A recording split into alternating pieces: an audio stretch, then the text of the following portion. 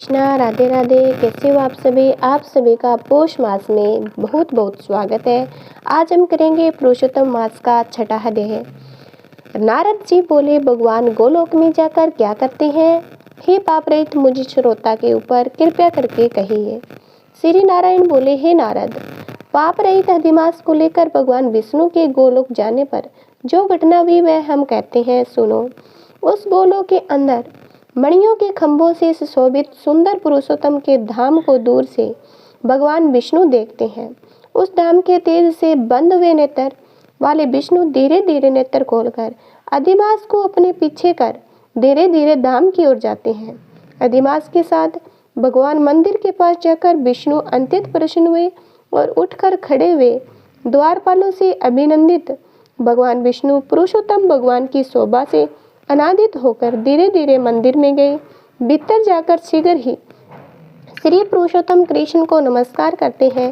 गोपियों के मंडल के मध्य में रत्नमय सिंहासन पर बैठे हुए कृष्ण को नमस्कार कर पास में खड़े होकर विष्णु बोले, श्री विष्णु बोले, गुणों से अतीत गोविंद अद्वितीय अविनाशी सूक्ष्म विकार रहित विग्रहवान गोपों के वेश के विधायक छोटी अवस्था वाले शांत स्वरूप गोपियों के पति बड़े सुंदर नूतन मेघ के समान श्याम करोड़ों कामदेव के समान सुंदर वृंदावन के अंदर राजमंडल में बैठने वाले पितरंग के पीताम्बर से शोभित सौम्य बुहों के चढ़ाने पर मस्तक में 3 रेखा पड़ने से सुंदर आकृति वाले रासलीला के स्वामी, रासलीला में रहने वाले, रासलीला करने में सदा उत्सुक 2 भुजा वाले मुरलीधर पित्त वस्त्रधारी अच्युत ऐसे भगवान की वंदना करता हूँ।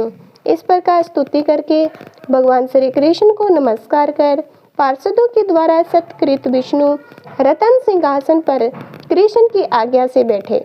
श्री नारायण बोले, यह विष्णु का किया हुआ स्रोत्र प्रातः काले उठकर जो पड़ता है उसके समस्त पाप नाश हो जाते हैं और अनिष्ट संपन्ने भी अच्छे फल को देते हैं। पुत्र पौत्र आदि को बढ़ाने वाली भक्ति श्री गोविंद में होती है। आकृति का नाश होकर सकृति की वृद्धि होती है। भगवान विष्णु बैठ गए और कृष्ण के आगे कांपते हुए अधिमास को कृष्ण के चरण कमलों में नमन कराते हैं। तब श्री कृष्ण ने विष्णु जी से कहा कि यह कौन है, कहाँ से आया है, क्यों रोता है? इस गोलोक में कोई भी दुख भागी होता नहीं। इस गोलोक में रहने वाला तो सर्वदा आनंद में मगन रहते हैं। लोग तो सपने में भी दुष्ट वार्ता या दुख भरा समाचार सुनते ही नहीं। अतः ही विष्णु ये क्यों कांपता है? आंखों से आंसू बहाता दुखी होता हुआ सुमुख किस लिए खड़ा है? श्री नारायण बोले, नवीन मेघ के समान श्याम सुंदर गोलोक के नाथ का वचन सुन सिंहासन से उठकर महाविष्णु मलमास की संपूर्ण दुख गाथा कहते हुए बोले। श्री विष्णु बोले कि इस प्रकार से हमारे यहाँ पर ये करने, इस प्रकार जो गोलोक में रहते हैं वो सभी अनादित होते हैं और अनेक प्रकार के सुखों को भोगते हैं। इसी प्रकार श्री कृष्ण से पूछा कि गोलोक के नाथ का वचन सुन सिंहासन से उठकर महाविष्णु मलमास की संपूर्ण गाथा कहते हुए कहते हैं। श्री विष्णु बोले, हे वृंदावन की शोभा के नाथ श्री कृष्ण, हे मुरलीधर, अधिमास के दुख को आपके सामने कहता हूँ, आप सुने। इसके दुखित होने का कारण ही स्वामी रहित अधिमास को लेकर आपके पास आया हूँ। इसके उग्र दुख रूप अग्नि को आप शांत करें। अधिमास सूर्य की क्रांति से रहित मलिन है, शुभ कर्म में सर्वदा वर्जित है। समामी रहित मास में स्नान आदि नहीं करना चाहिए।